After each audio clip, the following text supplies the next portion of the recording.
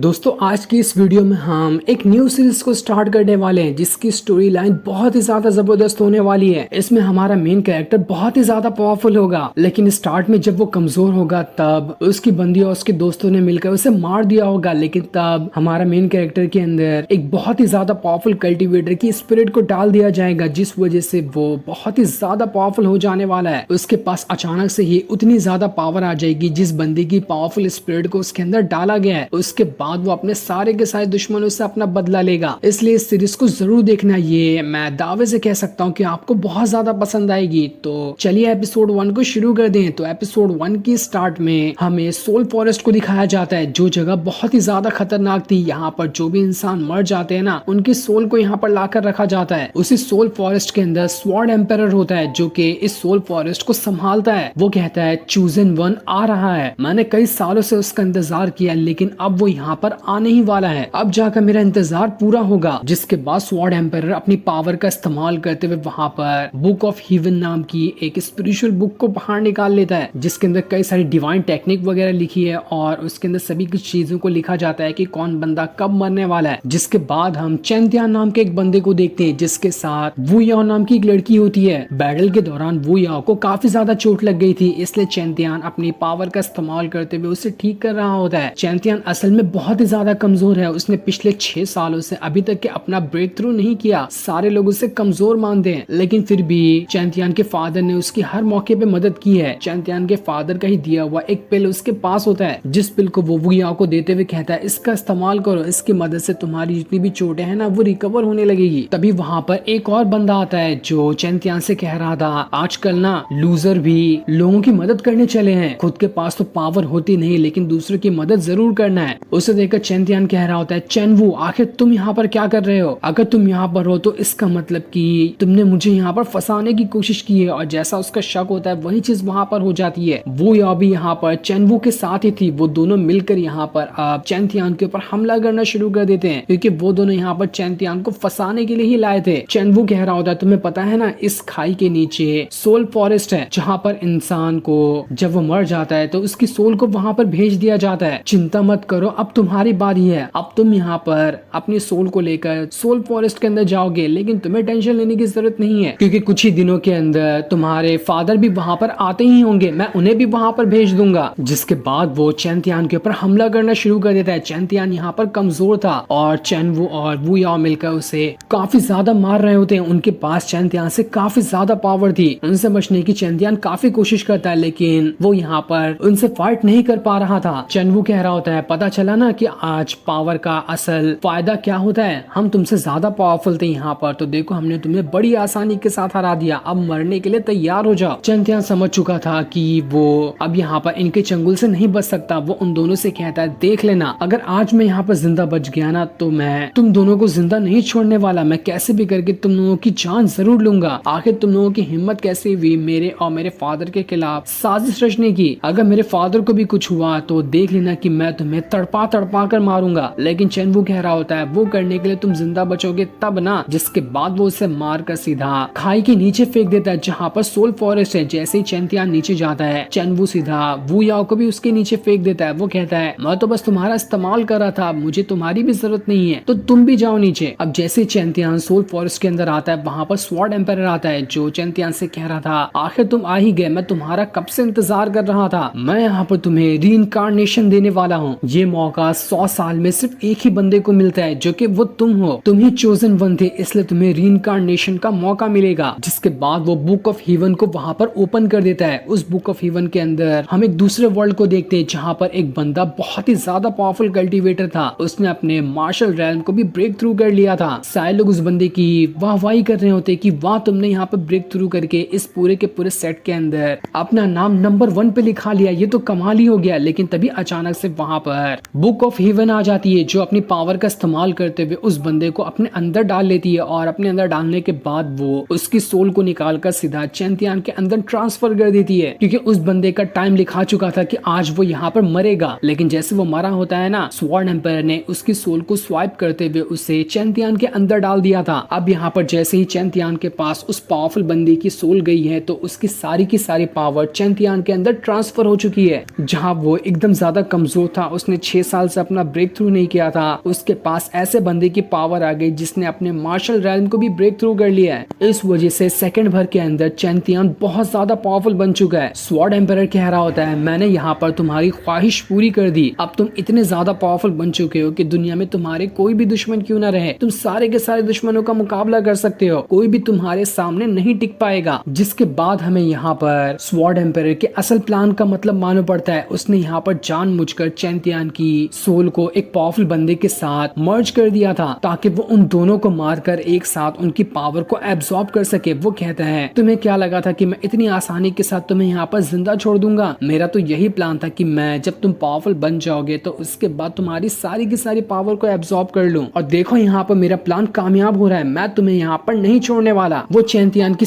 सारी पावर को अपने अंदर एब्सॉर्ब करते जा रहा था। पर तब जिस पावरफुल बंदे की स्पिरिट चैंपियन के अंदर गई थी ना, वो स्पिरिट वहाँ पर एक्टिवेट हो जाती है। उस स्पिरिट ने एक्टिवेट होते साथ ही अपनी पावर को एक्टिवेट करना स्टार्ट कर दिया था, जिस वजह से चैंपियन भी वहाँ पर होश में आ जाता है। होश में आते साथ ही उसके पास मार्शल रैल्म की पावर आ चुकी थी। वो अपनी स्वॉर्ड को बाहर निकालते हुए स्वॉर्ड एम्पायर के साथ ही फाइट करने के लिए तैयार होता है। यहाँ पर चैंपियन तो बिल्कुल पावरफुल दिखाई दे रहा था। वो सीधा स्वॉर्ड एम्पायर के साथ ही भिड़ जाता है, जिसके सामने तो स्वॉर्ड एम्पायर को भी टिकने में परेशानी हो रही थी। स्वॉर्ड एम्पायर अपनी पावर का इस्तेमाल करते हुए यहाँ पर चैंपियन से फाइट करने की कोशिश करता है, लेकिन चैंपियन जिसके पास अब 2 स्पिरिट की पावर थी, वो बड़ी आसानी के साथ स्वॉर्ड एम्पायर से लड़ रहा था। स्वॉर्ड एम्पायर कितनी भी कोशिश क्यों ना कर ले, चैंपियन इतना ज्यादा पावरफुल हो गया होता है कि स्वॉर्ड एम्पायर भी उसके सामने नहीं टिक पा रहा था। स्वॉर्ड एम्पायर कहता है, मेरे हाथ की बनाई हुई कठपुतली आज मेरे ही खिलाफ हो गई, बस बहुत हो गया, अब मैं तुम्हें दिखाता हूँ कि मैं क्या कर सकता हूँ। जिसके बाद उसने वहां पर अपनी और ज्यादा पावर को एक्टिवेट करना शुरू कर दिया था। लेकिन चैंपियन कह रहा होता, तुमने मुझे यहाँ पर दोबारा से जिंदा करके ना बहुत बड़ी गलती कर दी, मैं सबसे पहले तुम्हारी ही जान लूंगा। जिसके बाद वो इतना ज्यादा powerful slash attack sword empire के ऊपर कर देता है कि स्वॉर्ड एम्पायर उस अटैक को झेल नहीं पाता और उसकी वहां पर जान चली जाती है। चैंपियन ये देखकर बिल्कुल भी हैरान था कि आखिर ये मेरे साथ क्या हो रहा है, मैं तो ठीक तरह से किसी स्वॉर्ड को भी संभाल नहीं पाता था और आज देखो मैंने यहाँ पर स्वॉर्ड एम्पायर को हरा दिया, जो कि मुझसे कई गुना ज्यादा पावरफुल था। न जाने अचानक से मुझे क्या हो गया, मेरे पास इतनी ज्यादा पावर कैसे आई? लेकिन कुछ भी हो, ये जगह कौन सी है मुझे इसके बारे में कुछ नहीं पता। मुझे सबसे पहले चेन वू और बाकियों से अपना बदला लेना है, इसलिए मुझे सबसे पहले यहाँ से बाहर निकलना पड़ेगा। वो यहाँ से बाहर निकलने का रास्ता ढूंढने लगता है। साथ ही बुक ऑफ हेवन जो थी उसकी भी सारी की सारी पावर अब चैंपियन के अंदर जा चुकी थी। वो पावर जाने के बाद उसे एक सोल रिंग भी मिलती है, जिसके अंदर वो कई सारी चीजों को रख भी सकता है और ऑलरेडी उसके अंदर बहुत ही ज्यादा रेयर ट्रेजर भरे हुए हैं, जिनका इस्तेमाल आगे चलकर चैंपियन कर पाएगा। अब चैंपियन सोल फॉरेस्ट के अंदर जैसे ही आगे बढ़ रहा होता है ना, आसपास जो भटकती हुई सोल थी वो चैंपियन के ऊपर अटैक करने की कोशिश करती है कि हम यहाँ पर सालों से फंसे हुए हैं और ये बंदा अचानक से आया यहाँ पर और ये कैसे वापस जा रहा है। इसलिए वो चैंपियन को मारने की कोशिश कर रहे थे ताकि वो उसे यहाँ से बाहर जाने ही ना दे। चैंपियन अपनी पावर का इस्तेमाल करते हुए उन सारी की सारी सोल से फाइट कर रहा होता है। उसने वहां पर अपने मार्शल रैल्म की स्वॉर्ड को भी बाहर निकाल लिया था। उस स्वॉर्ड को बाहर निकालते साथ ही सारी की सारी भटकती हुई सोल उस स्वॉर्ड के ऑरा के प्रेशर से ही वहां पर खत्म हो जाती है। चैंपियन को तो कुछ करने की जरूरत भी नहीं पड़ी, लेकिन वो स्वॉर्ड इतनी ज्यादा पावरफुल थी कि उसे चैंपियन खुद भी कंट्रोल नहीं कर पाता। उसके अंदर जो स्पिरिट गई है वो तो बहुत ज्यादा पावरफुल है, लेकिन चैंपियन की बॉडी उतनी पावरफुल नहीं कि वो इतनी जल्दी इतनी भयानक पावर को स्टेबल कर सके। इसलिए वो कहता है मुझे यहाँ पर बैठकर थोड़ा जो एनर्जी मेरे अंदर से बाहर निकल रही है उसे स्टेबल करना पड़ेगा। इसलिए वो सबसे पहले वहीं पर बैठ जाता है और जितनी भी एनर्जी उसके अंदर से बाहर निकल रही थी उसे स्टेबल करने की कोशिश करता है, जिस वजह से तो चैंपियन ने यहाँ पर अपना ब्रेक थ्रू कर लिया था और अब वो मार्शल रैल्म से सीधा सामुराई रैल्म पे प्रमोट हो गया होता है। चैंपियन कह रहा था पिछले 6 सालों में मैंने कभी भी अपना ब्रेक थ्रू नहीं किया था और आज देखो मैंने करीब 1 मिनट लगाया होगा, 1 मिनट के अंदर मैंने अपना ब्रेक थ्रू कर लिया है। न जाने अचानक से ये मेरे साथ क्या हो गया, लेकिन जो भी हुआ है वो बहुत अच्छा हुआ है। मैं खुद को पहले से 1000 गुना ज्यादा पावरफुल महसूस कर पा रहा हूँ। साथ ही जो उसके पास पावर आई थी ना, उसकी मदद से वो दूर दूर तक के अगर कोई बंदा वहां पर खड़ा है और वो क्या कर रहा है इसके बारे में भी जान सकता था। उसी पावर का इस्तेमाल करते हुए चैंपियन यहाँ का रास्ता क्लियर करने के बाद सोल फॉरेस्ट के अंदर से बाहर निकलने की कोशिश करता है और काफी देर की मेहनत के बाद वो सोल फॉरेस्ट के बाहर आज भी चुका था। बाहर आने के बाद वो अपनी सोल रिंग को देख रहा होता है कि आखिर इसके अंदर कैसे कैसे ट्रेजर रखे हुए हैं। उसके अंदर से सबसे पहले एक पावरफुल स्वॉर्ड बाहर निकल कर आती है जो कि कमाल की थी। उसी के साथ साथ उसके अंदर 2 हेवनली स्वॉर्ड टेक्निक वाली किताबें भी होती हैं जिन्हें आगे चलकर चैंपियन कल्टीवेट कर सकता है। वो कहता है इतनी खतरनाक टेक्निक तो मैंने लाइफ में कभी नहीं देखी थी जो कि मेरी सोल रिंग के अंदर ही मौजूद है। ये ये तो कमाल ही हो गया, लगता है आज ऊपर वाला मेरे ऊपर बहुत ही ज्यादा मेहरबान था, तभी आज सारी चीज मेरे साथ अच्छी ही हो रही है। मुझे समझ नहीं आ रहा कि आखिर वो स्वॉर्ड एम्पायर कौन था, लेकिन जो भी था मेरा फायदा करके चला गया।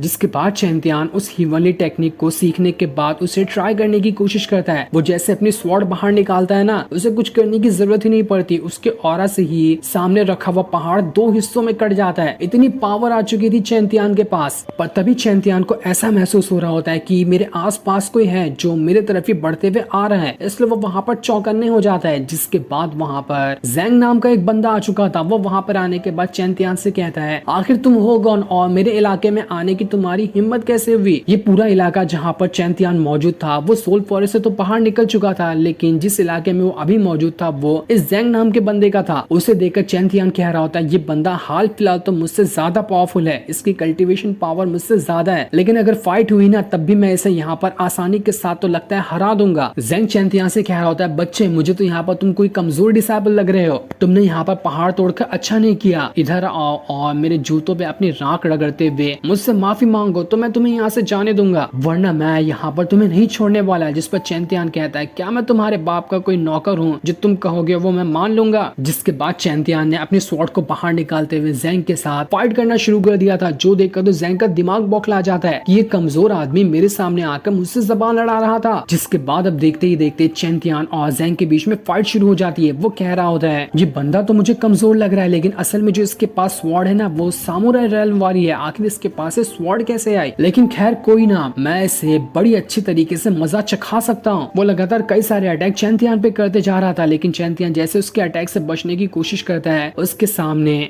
अचानक में एक लड़की आ चुकी थी जिससे चैंतियान टकराने वाला होता है, इसलिए वो उसे गोद में उठाकर जमीन पे रख देता है। उस लड़की का नाम लुयान था। लुयान तो चैंतियान को देखकर हैरान रह जाती कि आखिर ये बंदा कौन सा अचानक से मेरे सामने आ टपका। जिसके बाद चैंतियान दोबारा से जैंग के साथ फाइट करना शुरू कर देता है। इस चीज को देखकर लुयान समझ चुकी थी कि जो भी ये चैंतियान बंदा है ना वो कमजोर नहीं है। जैंग के साथ फाइट करना मतलब कि एक पावरफुल बंदे के साथ फाइट करना, जैंग की पावर कम नहीं है और ये चैंतियान उसे आसानी के साथ टक्कर दे रहा है। इसका मतलब साफ है कि चैंतियान भी कमजोर नहीं है। चैंतियान जैंग से कह रहा होता है, देखो मैंने तब से सोचा था कि तुम यहाँ पर मुझ पे ना जानलेवा अटैक नहीं करोगे, लेकिन अब तुमने यहाँ पर अपनी हद पार कर दी है। इसलिए मैं साथी जैंग जो होता है ना, चैंतियान के अटैक की वजह से उसे चोट लग गई थी और उसके चेहरे से खून निकल रहा होता है। वो कहता है, लाइफ में पहली बार किसी बंदे ने मुझ पे अटैक किया जिस वजह से मुझे खून बाहर निकला है, इसलिए अब आज इस चैंतियान की जान नहीं बचने वाली, मैं अपने हाथों से इसकी जान लूंगा। वो वहां पर अपनी एक बहुत ही खतरनाक टेक्निक को एक्टिवेट करते हुए अपनी स्वॉर्ड को बाहर निकाल लेता है और इसका इस्तेमाल करते हुए उसने एक बहुत ही पावरफुल स्लैश अटैक चैंतियान पे कर दिया था। लेकिन उसका सबसे खतरनाक अटैक चैंतियान को तो छू तक नहीं पाया था, उसके नजदीक आने से पहले ही वो अटैक पूरी तरह से डिस्ट्रॉय हो गया होता है। इतनी पावर थी चैंतियान के पास। इसके बाद चैंतियान ने भी अपनी सामुराई रेल्म वाली स्वॉर्ड को बाहर निकाल लिया था ताकि उसका इस्तेमाल करते हुए वो जैंग को हरा सके। वो जैंग के ऊपर कई सारे अटैक करने के बाद उससे कहता है, बच्चे फ्यूचर में कभी बाद में मिलना, मैं तुम्हें अगली बार भी मजा चखाऊंगा, लेकिन अभी मुझे कुछ और भी काम है इसलिए मैं यहाँ से जा रहा हूँ। जिसके बाद वो वहाँ से चला जाता है। जैंग कह रहा था, देख लेना अगर फ्यूचर में कभी हमारी मुलाकात हुई ना तो मैं उसी दिन तुम्हारी जान ले लूंगा, मैं अपनी बेइज्जती ऐसे बर्दाश्त नहीं कर सकता। जिसके बाद चैंतियान जंगल के रास्ते होते हुए वहाँ से आगे बढ़ जाता है। जो सीन दिखाते ही ये एपिसोड यहीं पर एंड हो जाता है। Thanks for watching.